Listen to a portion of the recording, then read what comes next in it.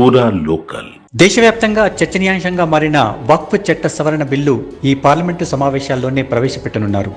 దీనికి సంబంధించి అఖిలపక్ష సమావేశంలో కూడా విపక్షాలకు ప్రభుత్వం సమాచారం ఇచ్చింది.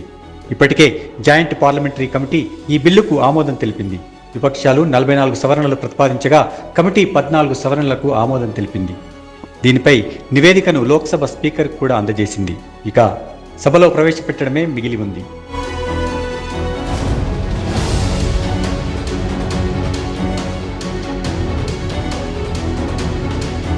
ఉభయ సభల్లో ప్రభుత్వానికి తగిన మెజారిటీ ఉండడం వల్ల బిల్లు ఆమోదం పెద్దగా కష్టం కాకపోవచ్చు.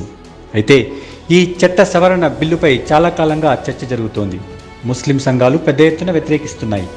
అయితే ప్రభుత్వం దీన్ని ప్రతిష్టాత్మకంగా తీసుకోవడానికి పలు కారణాలున్నాయి.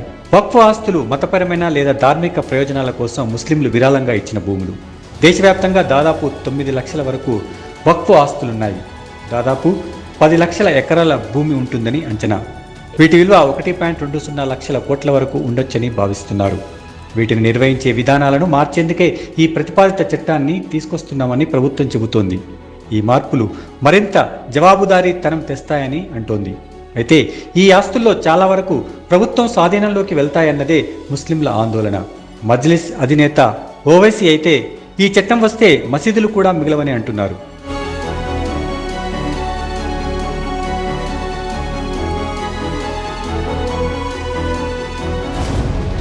వక్ఫ్ అంటే మతపరమైన, ధార్మిక లేదా సమాజ ప్రయోజనాల కోసం ముస్లింలు విరాళంగా ఇచ్చిన ఆస్తులను సూచిస్తుంది. సమాజానికి ప్రయోజనం చేకూర్చడానికి మాత్రమే ఈ ఆస్తిని ఉపయోగించాలి. దేశంలో వక్ఫ్ ఆస్తులు 1995 వక్ఫ్ చట్టం కిందికి వస్తాయి.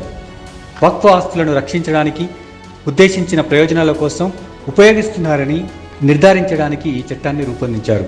వక్ఫ్ చట్టానికి 2013లో చేసిన సవరణల ప్రకారం వక్ఫ్ ఆస్తులను అమ్మడం లేదా బదిలీ చేయడం సాధ్యం కాదు. వక్ఫ్ వ్యవస్థ మెరుగుపరచాలని అనుకుంటున్నట్టు కేంద్రం చెబుతోంది. బిల్లులో కీలక మార్పులు ప్రతిపాదిస్తోంది. దీని ప్రకారం చట్టబద్ధంగా ఆస్తిని కలిగి ఉన్న యజమానులు మాత్రమే వక్ఫ్ను ప్రకటించగలరు. యాజమాన్యం విషయంలో వివాదాలను నివారించేందుకు పలు చర్యలు తీసుకున్నారు.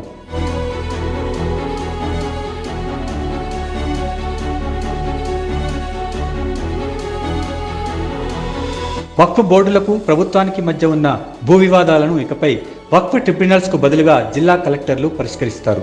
సరైన డాక్యుమెంటేషన్ లేకుండా వక్ఫ్గా పరిగణించిన ఆస్తులకు ఇకపై ఆ అర్హత ఉండదు. ఇందులో మసీదులు, శ్మశానాలు కూడా ఉన్నాయి. దీనిపైనే ఓవైసీ అభ్యంతరం చెబుతున్నారు. సరైన డాక్యుమెంట్లు లేని చారిత్రక ఆస్తులు వక్ఫ్ హోదాయాన్ని కోల్పోతాయని భావిస్తున్నారు. వక్ఫ్ బోర్డులో ముస్లిమేతరులను చీఫ్ ఎగ్జిక్యూటివ్ ఆఫీసర్లుగా నియమించే అవకాశం ఉంది. అంతేకాదు రాష్ట్ర వక్ఫ్ బోర్డులో కనీసం 2 ముస్లిమేతర సభ్యులను తప్పనిసరిగా నియమించాలి. దీనిపై కూడా ఓవైసీ విమర్శలు చేస్తున్నారు. టీటీడీ బోర్డులో హిందూయేతరులు లేనప్పుడు వక్ఫ్ బోర్డులో ముస్లిమేతరులను ఎలా నియమిస్తారన్నది ఆయన ప్రశ్న. అయితే మెజార్టీ వర్గాల నుంచి బిల్లుకు ఊహించని మద్దతు లభించింది. దీంతో ప్రభుత్వం బిల్లు తీసుకురావడంపై దూకుడుగా వ్యవహరిస్తోంది.